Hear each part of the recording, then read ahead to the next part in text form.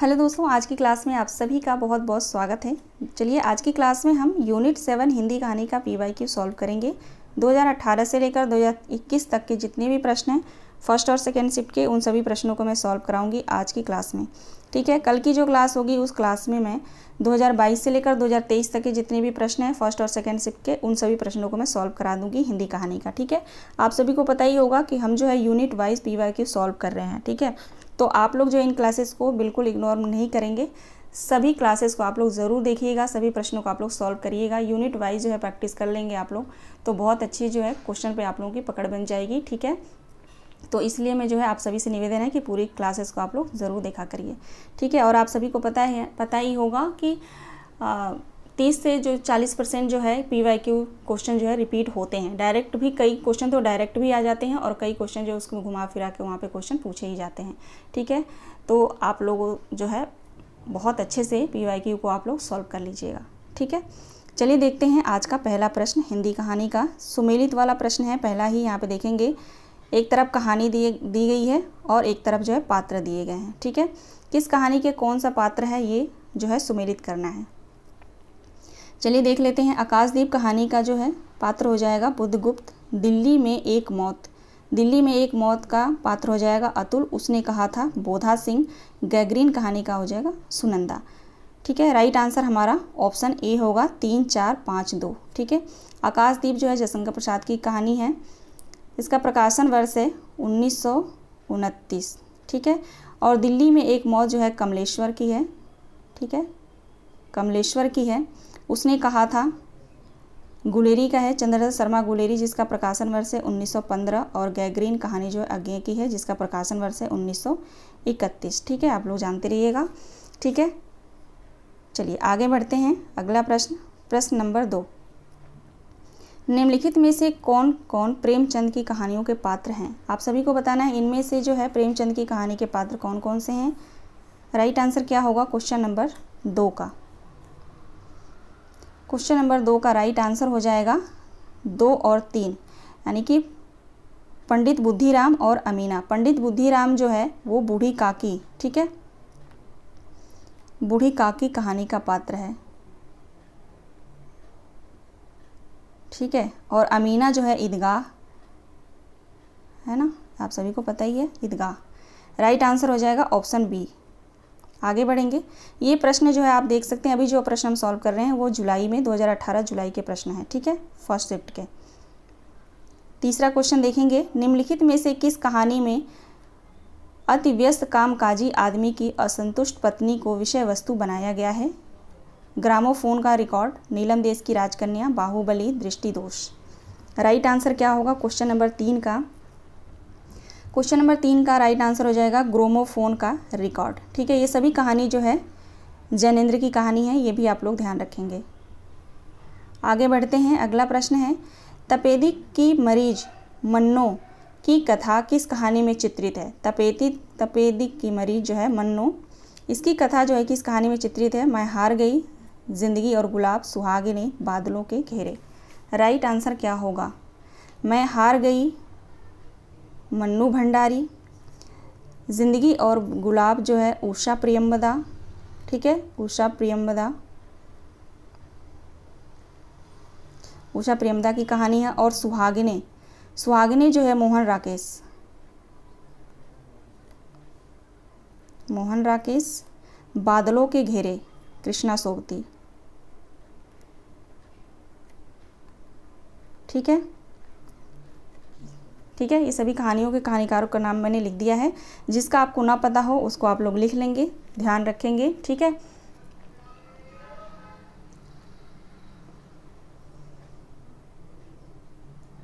इसका right answer हो जाएगा मैं हार गई, ऑप्शन ए, मंडू भंडारी की कहानी जो है मैं हार गई। ठीक है, एक प्लेट सैलाब, मैं हार गई एक प्लेट सैलाब के लिए, है ना, इस तरह से ट्रिक से मैंने जो है याद करवाया है। ठीक है, तो ऑप्शन ए हमारा राइट आंसर हो जाएगा। चलेंगे अगले प्रश्न पे। क्वेश्चन नंबर 5 देखेंगे। सुमेलित कीजिए। इधर जो कहानी और कहानी के पात्र दिए गए हैं। ठीक है, जितनी भी कहानी यूनिट 7 में आप लोगों के लगे हुए हैं, सभी कहानियों को 21 कहानी है। ठीक है, इस 21 कहानियों के जो है आप लोग डिटेल में उसको पढ़ लीजिएगा। ठीक है, यहाँ पे मैं आप सभी से जो है 2 मिनट लूँगी, ध्यान रखेंगे आप लोग। यूनिट 5 से लेकर यूनिट 10 तक ज़्यादा आप लोग उसको टेक्स्ट पे ध्यान दीजिएगा, ठीक है। उसको ज़्यादा से ज़्यादा आप लोग पढ़ेंगे तो बहुत क्वेश्चन देखना, आप लोग बहुत अच्छे से आप लोग सॉल्व कर ले जाएंगे, ठीक है। तो हिंदी कहानी जो है यूनिट 7 जो है उस सभी कहानीकार का नाम, उनका प्रकाश, जो भी जितनी भी कहानी है उन सभी कहानियों का प्रकाशन वर्ष, ठीक है। जितने भी कहानीकार हैं उनका जन्म, ठीक है। जन्म वर्ष आपको याद होना चाहिए क्योंकि वहाँ से प्रश्न जो है आएगा ही आएगा, ठीक है। अभी देख लेते हैं यहाँ पे क्वेश्चन नंबर 5 का राइट आंसर हो जाएगा। चलिए पहले मिलान कर लेते हैं। गदल, गदल कहानी के पात्र है निहाल, ठीक है। और गुल की बन्नो, गुल की बन्नो का जो है मिहिर, मिहिर लाल। पिसनहारी कुआं, पिसनहारी कुआं का है जो गोमती है, ठीक है। सॉरी यहाँ हटा दीजिए, मिस्त्री ने गोमती हो जाएगी, ठीक है। और एक ठहरा हुआ चाकू, एक ठहरा हुआ चाकू का जो है मित्री, ठीक है। राइट आंसर हमारा हो जाएगा 3 4 1 2, ऑप्शन सी 3 4 1 2 सही जवाब है। अब यहाँ पे देख लीजिए, गदल जो है रांगे राघव का है, ठीक है। गदल जो कहानी है वो रांगे राघव का है। और गुल की बन्नो जो है धर्मवीर भारती का है, धर्मवीर भारती का है। पिसनहारी का कुआं प्रेमचंद का है, ठीक है, प्रेमचंद का है। और एक ठहरा हुआ चाकू मोहन राकेश का है, ठीक है। आप लोग ध्यान रखेंगे सभी कहानी के कहानीकार। एक ठहरा हुआ चाकू जो है बहुत कम पूछा गया है, मोहन राकेश का ही है, कंफ्यूज नहीं होना है। पिसनहारी का कुआं जो है प्रेमचंद का है, ठीक है। बाकी गुल की बन्नो आप सभी को पता होगा, गदल भी मेरे ख्याल से पता ही होगा आप सभी को, ठीक है। तो राइट आंसर हमारा ऑप्शन सी होगा। चलिए आगे बढ़ते हैं। अगला, चाहती तो मैं एक ही क्लास में 2018 से लेकर 2023 तक के सभी प्रश्नों को सॉल्व करा देती, कम से कम 70-80 प्रश्न बन रहे थे, ठीक है। लेकिन सिर्फ क्वेश्चन को नहीं सॉल्व कराना था मुझे, उसके साथ साथ जो है डिटेल भी मुझे बताना था, इसलिए मैंने इसको 2 पार्ट्स में किया है, ठीक है ना। देखेंगे क्वेश्चन नंबर 6, कथन दिए गए हैं, हम कथन को पढ़ते हैं, ठीक है। कहानी छोटे मुंह बड़ी बात करती है, तर्क है इसका, ठीक है। पहला जो है कथन दिया गया है और आर जो है तर्क है, ठीक है। लेकिन लघु आकार के कारण कहानी संपूर्ण जीवन बोध और सामाजिक सत्य को प्रकाशित नहीं कर सकती। अब आप सभी को बताना है कि ए और आर दोनों गलत हैं, ए और आर दोनों सही हैं, ए गलत है आर सही है, ए सही है या आर गलत है। राइट आंसर क्या होगा?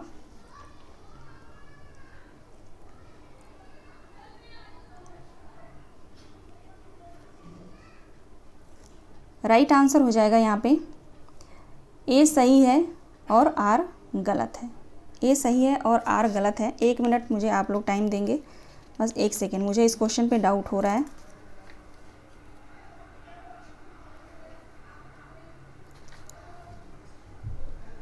हाँ ठीक है ना, ऑप्शन डी ही सही होगा, ठीक है। चलिए आगे बढ़ते हैं। क्वेश्चन नंबर 7 देखेंगे। जैनेंद्र की कहानियों के पात्र हैं। जैनेंद्र की कहानी के सभी कहानी को आपको लोग प्रकाशन वर्ष के साथ याद रखेंगे और किस कहानी के कौन कौन पात्र हैं ये भी याद रखेंगे। जैनेंद्र की कहानी 100% यहाँ से पूछी, क्वेश्चन आएगा ही आएगा, ठीक है। राइट आंसर क्या होगा? जैनेंद्र की कहानियों के पात्र में कौन कौन हैं?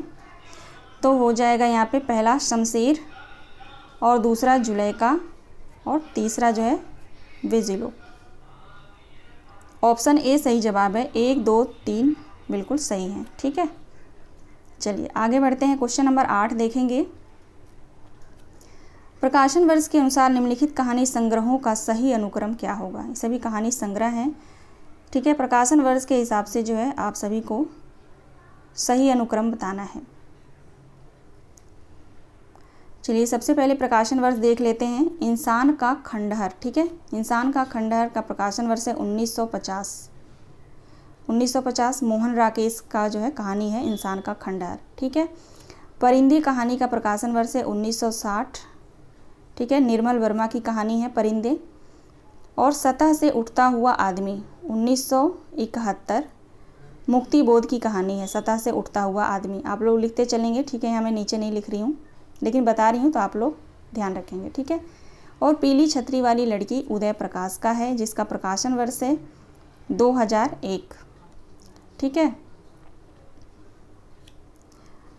अब आप लोग यहाँ पे मिलान कर लीजिए।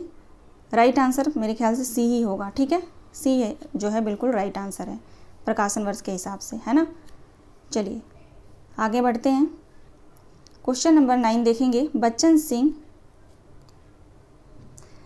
बच्चन सिंह सिहर सा गया और उसके हाथों में अभ्यस्त निठुराई को जैसे किसी मानवीय कोमलता ने उपयुक्त, थोड़ा सा यहाँ पे जो है मिस्टेक है ना, टाइप करने में थोड़ी सी मिस्टेक यहाँ पे हुई है। चलिए मैं जो है बोलती हूँ क्वेश्चन, ठीक है। क्वेश्चन है, बच्चन सिंह सिहर सा गया और उसके हाथों में अभ्यस्त निठुराई को कैसे किसी मानवीय कोमलता ने धीरे से छू लिया। ठीक है, मानवीय कोमलता ने धीरे से छू लिया। ठीक है, ये है पूरा कोटेशन। ठीक है, उपयुक्त कथन किस कहानी का है। ठीक है, ये बच्चन सिंह का जो कथन है किस कहानी के लिए है ये बताना है।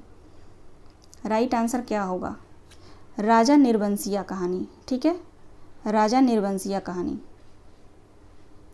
ठीक है, देखिए धीरे से छू लिया यहाँ पे जो है आ गया है, जिसे कन्वर्ट करी हूँ ना टेक्स्ट को, तो यहाँ पे आ गया है। ठीक है, तो ये जो है राइट आंसर इसका सी हो जाएगा, राजा निर्वंशिया। ओके, चलिए आगे बढ़ते हैं। अगला प्रश्न है, तीसरी कसम कहानी में गाड़ीवान ने कौन सा सामान न लादने की कसम खाई थी। ये बहुत बार पूछा जाता है। ठीक है, फणीश्वरनाथ रेणु की कहानी है तीसरी कसम। ठीक है, एक जो है एक आंचलिक कथा है। ठीक है, अंचल की कथा है। राइट आंसर इसका हो जाएगा दुल्हन की डोली। ठीक है, ऑप्शन बी सही जवाब है। आगे बढ़ते हैं। अगला प्रश्न है, कहानी इतिवृत्ति ही तो है सॉरी देखेंगे, कहानी इतिवृत्ति ही तो है, यानी उसमें स्थिति के स्थिरता अर्थात जीवन गति होनी चाहिए, काल का कुछ स्पंदन, कुछ तनाव अनुभव हो, वही तो कहानी का रस है। कहानी के विषय में उपयुक्त विचार किस लेखक के हैं। कहानी के विषय में यह विचार किस लेखक के हैं, जैनेन्द्र कुमार के हैं। ठीक है, Jainendra Kumar, right answer option B होगा। चलिए आगे बढ़ते हैं। अगला प्रश्न है, गैग्रीन कहानी की मालती बचपन में कैसी लड़की थी। गैग्रीन कहानी की जो पात्र है मालती, वो बचपन में कैसी लड़की थी। कैसी लड़की थी, तो उद्दत और चंचल लड़की थी और चोरी से क्लास से भागने वाली लड़की थी। ठीक है, राइट आंसर 2 और 4 हो जाएगा, ऑप्शन सी सही जवाब है। अगले प्रश्न पे चलते हैं, देखते हैं अगला प्रश्न, क्या स्त्री होना कोई पाप है। यह संवाद किस कहानी का है। क्या स्त्री होना कोई पाप है, यह जो है किस कहानी का संवाद है, तो आकाशदीप कहानी का संवाद है। राइट आंसर ऑप्शन बी होगा। ठीक है, अगला प्रश्न है, प्रथम विश्व युद्ध की पृष्ठभूमि पर रचित कहानी कौन सा है। प्रथम विश्व युद्ध की भूमि पर रचित कहानी कौन सा है, तो ये बिल्कुल आसान प्रश्न है, उसने कहा था। राइट आंसर ऑप्शन ए होगा। ठीक है, अगला प्रश्न देखते हैं हम।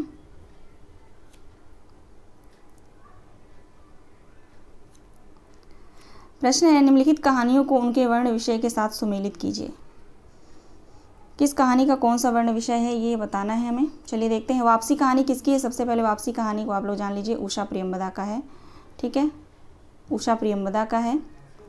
तीसरी कसम आप सभी को पता ही है, माया दर्पण निर्मल वर्मा का है। ठीक है, निर्मल वर्मा का है। और परमात्मा का कुत्ता मोहन राकेश का है। ठीक है, मोहन राकेश का है। ठीक है, और तीसरी कसम फणीश्वरनाथ रेणु का है। ठीक है, चलिए अब मिलान कर लेते हैं। उषा प्रियंवदा की जो कहानी है वापसी, उसका वर्ण विषय है पारिवारिक उपेक्षा और अप्रासंगिकता। ठीक है, और तीसरी कसम का हो जाएगा आंचलिक तत्व, तीसरा आंचलिक तत्व हो जाएगा। और माया दर्पण का हो जाएगा नागरिक जीवन की त्रासदी। ओके, और परमात्मा का कुत्ता का हो जाएगा, सॉरी ये गलत होगा। ठीक है, यानी माया दर्पण का यहाँ पे होगा स्त्रीत्व, नारी स्वतंत्र। ठीक है, और परमात्मा कुत्ता का हो जाएगा यहाँ पे नगरीय जीवन की त्रासदी। यानी कि राइट आंसर यहाँ पे होगा, देखिए 4 3 2 1, 4 3 2 1। ठीक है, ऑप्शन डी सही जवाब है, 4 3 2 1। आप लोग भी मिलान कर लेंगे। ठीक है, यहाँ मिलान करने में थोड़ा सा जो है पौच हो गया, लेकिन कोई बात नहीं, यहाँ पे मैंने लिख दिया है, इस हिसाब से आप लोग मिलान कर लीजिएगा। ठीक है ना। और ऐसा नहीं है कि आप लोग क्वेश्चन ही आप सॉल्व कर रहे हैं तो यूं ही सॉल्व करके आप लोग भूल जाइएगा, इसको याद भी रखना है, ठीक है, ताकि यहाँ से कोई क्वेश्चन रिपीट होता है तो आप लोग का क्वेश्चन जो है सही हो। अगर यहाँ से रिपीटेड क्वेश्चन अगर सही नहीं होता है तो बहुत ही मुश्किल हो जाएगा आप लोगों का नेट जेआरएफ निकालना, ठीक है। अगला प्रश्न देखेंगे, प्रकाशन वर्ष के अनुसार निम्नलिखित कहानी संग्रहों का सही अनुक्रम क्या होगा। प्रकाशन वर्ष के हिसाब से यहाँ पे सही अनुक्रम क्या होगा। चलिए प्रकाशन वर्ष देख लेते हैं पहले।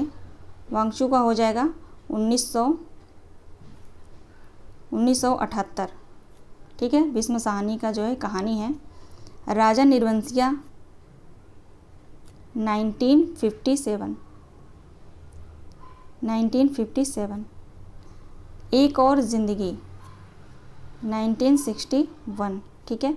यही सच है, इसका हो जाएगा 1966। अब आप लोग देख लीजिए, मिलान कर लीजिए, राइट आंसर क्या होगा।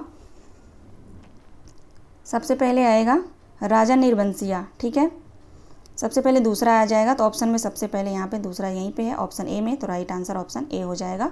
2 3 4 1, ओके। चलिए आगे बढ़ते हैं। अगला प्रश्न देखेंगे, फरीश्वरनाथ रेणु द्वारा रचित कहानियाँ इनमें से कौन सी हैं। फरीश्वरनाथ रेणु द्वारा रचित कहानी कौन सा है, तो ठुमरी हो जाएगा और आदिम रात की महक। ठुमरी और आदिम रात की महक हो जाएगा। 2 और 4 बिल्कुल सही जवाब है, ऑप्शन सी। अगला प्रश्न है, प्रेमचंद के प्रायश्चित कहानी के पात्र कौन से हैं। प्रेमचंद की कहानी प्रायश्चित के पात्र इनमें से कौन है ये बताना है। सुबोध चंद्र और Madari Lal, right answer option A होगा, सुबोध चंद्र और मदारी लाल सही जवाब है, ठीक है। अगला प्रश्न देखेंगे, प्रकाशन वर्ष के अनुसार निम्नलिखित कहानियों का सही अनुक्रम क्या होगा। प्रकाशन वर्ष के अनुसार निम्नलिखित कहानियों का सही अनुक्रम क्या होगा। दुलाई वाली का प्रकाशन वर्ष है 1907, ठीक है। 11 वर्ष का समय 1903। एक टोकरी भर मिट्टी 1901, ठीक है। माधवराव सप्रे का है, ठीक है। प्लेग की चुड़ैल 1902, ठीक है। अब यहाँ पे जो है कहानी के कहानीकार भी आप लोग जानते रहिए, दुलाई वाली बंग महिला, ठीक है। 11 वर्ष का समय शुक्ल जी का है। टोकरी भर मिट्टी जो है माधवराव सप्रे का है और प्लेग की चुड़ैल जो है भगवान दास का है, ठीक है। राइट आंसर हो जाएगा 3 4 1 2, ऑप्शन बी सही जवाब है, 3 4 1 2। आगे बढ़ते हैं। अगला प्रश्न देखेंगे, दूधनाथ सिंह द्वारा रचित कहानी कौन सा है। दूधनाथ सिंह द्वारा रचित कहानी संग्रह इनमें से कौन सा है। तो देखिए यहाँ पे धर्म क्षेत्र, कुरुक्षेत्र और निष्कासन 1 और 4, डी ऑप्शन बिल्कुल सही जवाब है, ठीक है। आगे देखते हैं अगला प्रश्न। अगला प्रश्न है, नई कहानी आग्रहों की कहानी नहीं है, प्रवृत्तियों की हो सकती है और उसका मूल स्रोत है जीवन का यथार्थ बोध, और इस यथार्थ को लेकर चलने वाला हर विराट मध्य और निम्न वर्ग का है, जो अपनी जीवन शक्ति से आज के दुर्दांत संकट को जाने अनजाने झेल रहा है। उपयुक्त कथन किस कहानी ने नई कहानी के संदर्भ में कहा है। यह जो कथन है, पूरा कथन जो अभी मैंने पढ़ा, ठीक है, यह कथन किस लेखक ने नई कहानी के संदर्भ में कहा है, ठीक है। तो ये कमलेश्वर ने कहा है, ठीक है। नई कहानी के बारे में अगर पूछा जाए कथन देकर तो ज़्यादातर कमलेश्वर या राजेंद्र यादव, इन दोनों का जो है सही रहता है, ठीक है। आगे देखेंगे अगला प्रश्न, निम्नलिखित पात्रों को उनके संबद्ध कहानियों के साथ जो है सुमेलित कीजिए। कौन सा पात्र किस कहानी से है, ठीक है। देखिए तीसरा क्वेश्चन है ये, 3 बार जो है रिपीट हुआ है, ठीक है। पात्र अलग अलग हैं, कहानी अलग अलग है, लेकिन कुछ ना कुछ मिलता जुलता है। तो इसमें 2 का भी आंसर आपको पता है तो आराम से कर ले जाएंगे, ठीक है।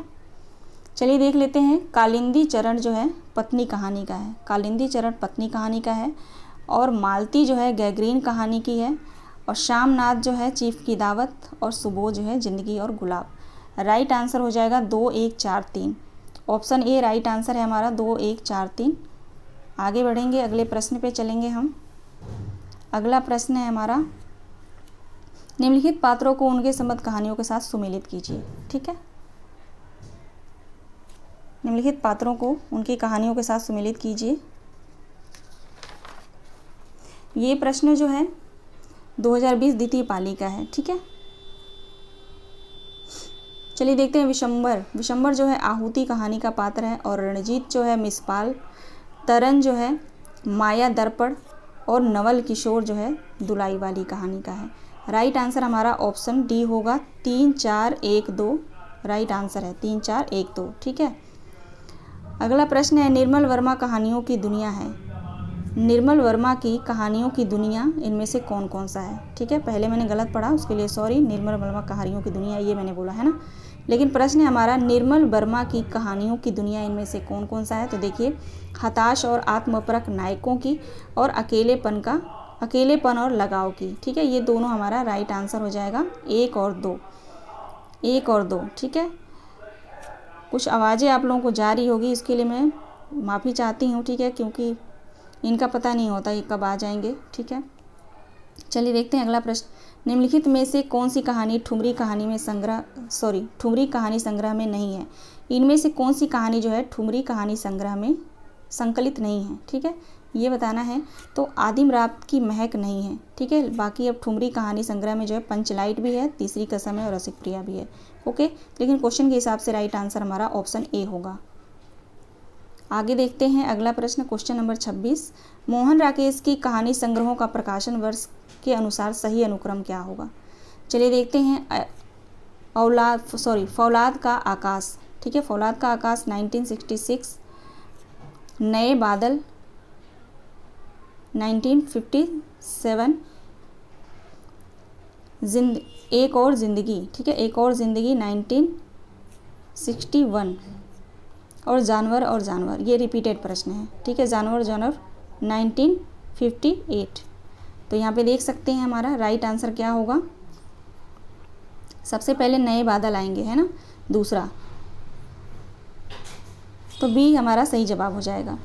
2 4 3 1 राइट आंसर होगा, आप लोग मिला लेंगे, ठीक है। आगे देखते हैं। तीसरी कसम कहानी में चर्चित है। तीसरी कहानी में चर्चित इनमें से कौन कौन सा गांव जो है ये बताना है। फारबिसगंज और सिरपुर बाजार, ठीक है।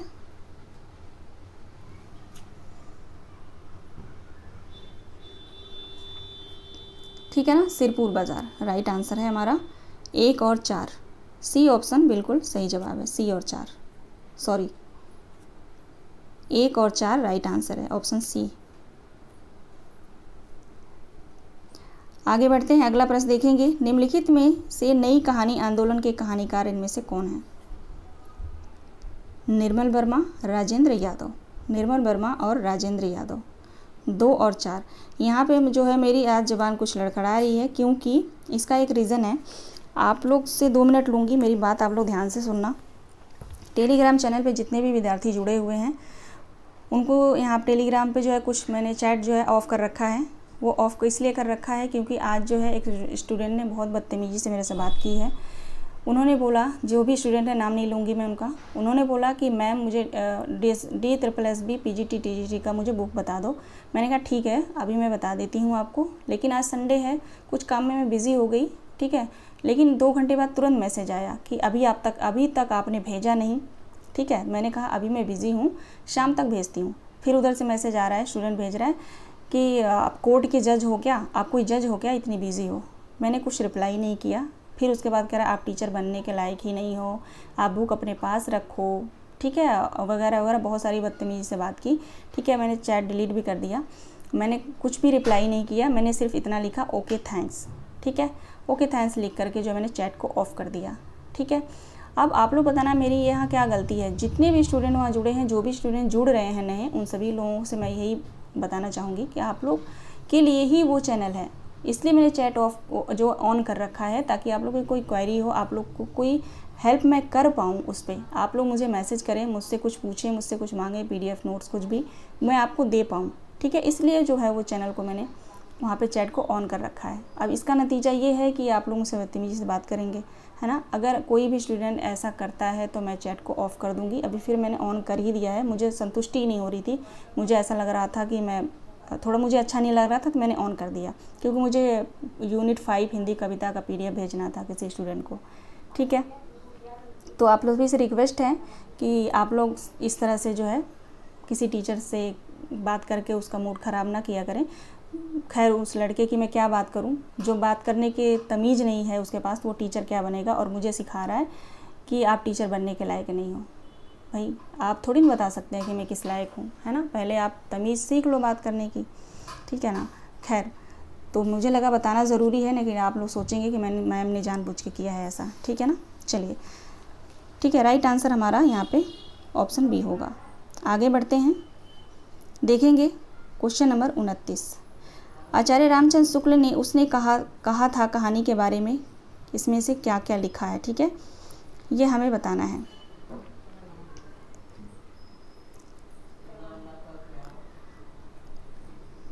राइट आंसर क्या होगा, देखिए यहाँ पे राइट आंसर हो जाएगा दूसरा। ठीक है, उसमें भीतर से प्रेम का एक स्वर्गीय स्वरूप झांक रहा है। ठीक है, उसने कहा था कहानी के बारे में शुक्ल जी ने लिखा है।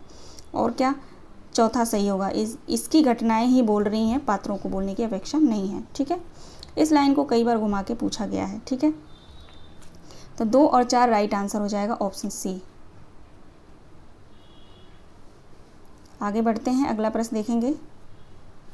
परिंदे संग्रह में संकलित कहानियों की संख्या कितनी है, ये बताना है आप सभी को। परिंदे संग्रह में कितनी कहानियाँ जो है संकलित हैं, तो 7।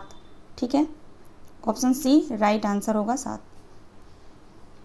अगला प्रश्न देखेंगे। चंपा द्वीप कहानी में आया है दुलाई वाली, पिता, आकाश या ग्रीन। चंपा द्वीप जो है किस कहानी में आया है, तो आकाशदीप कहानी में। ठीक है, आकाशदीप कहानी में, जिसके पात्र भी है चंपा। अगला प्रश्न है, निम्नलिखित में से कमलेश्वर की कहानी संग्रह कौन सा है। निम्नलिखित में से कमलेश्वर की कहानी संग्रह कौन सा होगा, तो राजा निर्बंसिया होगा और कस्बे का आदमी। राइट आंसर 2 और 4 हो जाएगा, ऑप्शन बी सही जवाब होगा, 2 और 4। आगे बढ़ते हैं। लक्ष्मा किस कहानी का पात्र है। लक्ष्मा किस कहानी के पात्र है, कोसी का घटवार। राइट आंसर हो जाएगा कोसी का घटवार। आगे बढ़ते हैं, अगला प्रश्न संख्या 34। निम्नलिखित वाक्य किस कहानी से लिया गया है। अब वाक्य देखिए, खून का वह आखिरी कतरा जो वतन की हिफाजत में गिरे दुनिया का सबसे अनमोल चीज़ है। तो बहुत ही प्रचलित ये कोटेशन है। राइट आंसर इसका क्या होगा, दुनिया का सबसे अनमोल रतन। ठीक है, दुनिया का सबसे अनमोल रतन कहानी से। आगे बढ़ते हैं, अगला प्रश्न। प्रकाशन वर्ष के अनुसार जयशंकर प्रसाद की कहानियों का सही अनुक्रम क्या होगा। इंद्रजाल का प्रकाशन वर्ष है 1936, आकाशदीप का है 1928, ग्राम का है 1912। ठीक है, और गुदर साई का जो है मुझे प्रकाशन वर्ष नहीं मिला, लेकिन इसका आंसर होगा ऑप्शन ए 3421, यानी कि गुदर साई जो है 1912 के मतलब ग्राम कहानी के बाद का है। ठीक है, तभी तो यहाँ पे सबसे पहले ग्राम आएगा, फिर गुदर साई आएगा, उसके बाद आकाशदीप, फिर इंद्रजाल। ठीक है, तो राइट आंसर ऑप्शन ये होगा। अगर गुदर साई का प्रकाशन वर्ष आप सभी को पता है तो मुझे कमेंट करके आप लोग बता दीजिएगा। मैंने ढूंढा, मुझे नहीं मिला। ठीक है, आगे देखते हैं। सूची 1 को सूची 2 से मिलान कीजिए। लहना सिंह जो है उसने कहा था कहानी का है, और पीर बख्श पर्दा कहानी का पात्र है, और लतिका जो है परिंदे कहानी की पात्र है, श्यामनाथ चीफ की दावत का है। देखें ना, रिपीटेड जो है ये पात्रों की संख्या जो बार बार पूछी गई है। ठीक है, रिपीटेड प्रश्न है ये। ठीक है, ऑप्शन 4 राइट आंसर, 4 3 2 1 सही जवाब है। आगे देखते हैं अगला प्रश्न। अगला प्रश्न है, निम्नलिखित में से कौन ईदगाह कहानी के पात्र नहीं है। इनमें से कौन ईदगाह कहानी के पात्र नहीं है, तो ईदगाह कहानी के पात्र जुम्मन शेख नहीं है और भजन सिंह नहीं है। ठीक है, महमूद भी है और मोहन सिंह भी है, मोहसिन। ठीक है, तो राइट आंसर हमारा 1 3 हो जाएगा, 1 और 3 बी ऑप्शन बिल्कुल सही जवाब होगा। आगे बढ़ते हैं, अगला प्रश्न क्वेश्चन नंबर 38। कमलेश्वर ने नई कहानी के बारे में क्या कहा है। अब आप सभी को बताना है यहाँ पे कमलेश्वर ने नई कहानी के बारे में क्या बताया है, क्या कहा है। तो इन्होंने कहा है नई कहानी आग्रहों की कहानी नहीं है। और दूसरा जो है इन्होंने कहा है कि उसका केंद्रीय पात्र है जीवन को वहन करने वाला व्यक्ति। ठीक है, उसका केंद्रीय पात्र है जीवन को वहन करने वाला व्यक्ति। ठीक है ना। एक अब आप नई कहानी आप लोग जब पढ़ते हैं तो कमलेश्वर ने जो भी नई कहानी के बारे में कहा है, जो भी तथ्य है उन सभी को आप लोग नोट कर लीजिएगा, याद कर लीजिएगा। ठीक है, पूछा जाता है यहाँ से प्रश्न, 100% जो है आएगा ही आएगा। 1 और 3 राइट आंसर हो जाएगा यहाँ पे। ठीक है, ऑप्शन सी 1 और 3। आगे बढ़ते हैं। अगला प्रश्न है, प्रकाशन वर्ष के अनुसार प्रेमचंद की कहानियों का सही अनुक्रम क्या होगा। बूढ़ी काकी का प्रकाशन वर्ष है 1921 और सवा सेर गेहूं का हो जाएगा 1924। पंच परमेश्वर का होगा 1916 और प्रेरणा का मुझे नहीं पता। ठीक है, राइट आंसर यहाँ पे होगा 3 1 2 4। 3 1 2 4 राइट आंसर होगा ऑप्शन डी। सबसे पहले आएगा पंच परमेश्वर, उसके बाद आएगा बूढ़ी काकी, उसके बाद आएगा सवा सेर गेहूं, उसके बाद आएगा प्रेरणा, यानी 1924 के बाद का है प्रेरणा। तो मेरे ख्याल से 1925 या 26 है। ठीक है, इन्हीं 2 डेट में है, लेकिन मुझे कंफर्म नहीं है।